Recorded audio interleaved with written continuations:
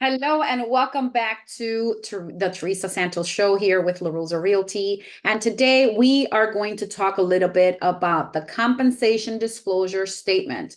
Please read the disclosure before this video. I am not an attorney. This is for educational purposes only, and I'm only doing a training for educational purposes only. And some of these things are my opinions, does not have to be yours.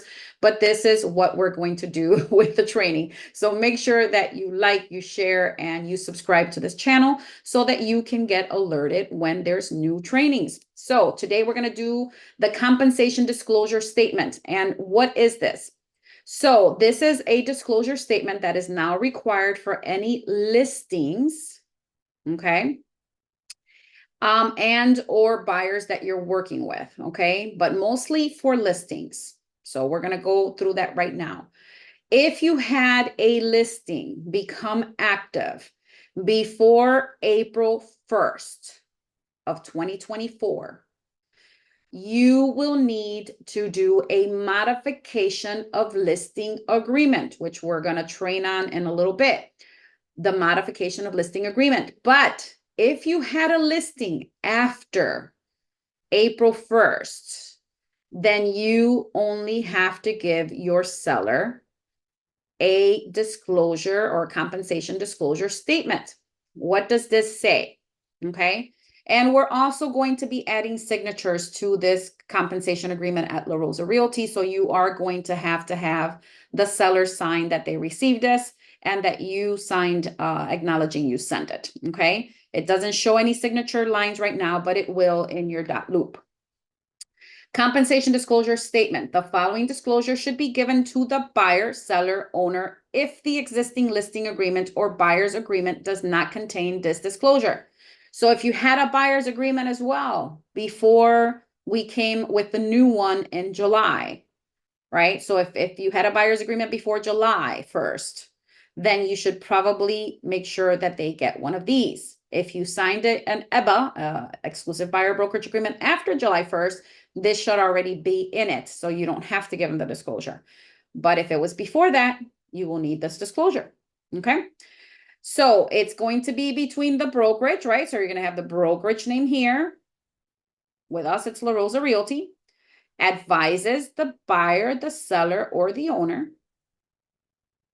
whoever that is, right? Mr. Smith, Mrs. Smith, Mr. whatever the owners are, or the sellers, that this compensation disclosure statement relates to your buyer or listing agreement dated when? When was that listing agreement dated? This should be anything that was dated after April 1st or July 1st for the buyer's agreement.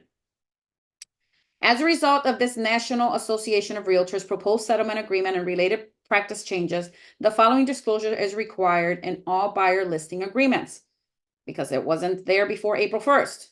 Notice to buyer, seller, owner. Brokerage compensation is not set by law and is fully negotiable. This is in all our new forms, but if it was not in an old form, you have to disclose it now. Okay. And there will be a signature here for you to send it to your seller, buyer, owner, right? And you're also going to have to sign because we need this in our files as a disclosure as of right now. Obviously, eventually this will go away because we won't really have any listings from before April 1st or July 1st, a year from now, right? So this will eventually go away, but for right now, this is a disclosure that is needed if you have an old contract signed.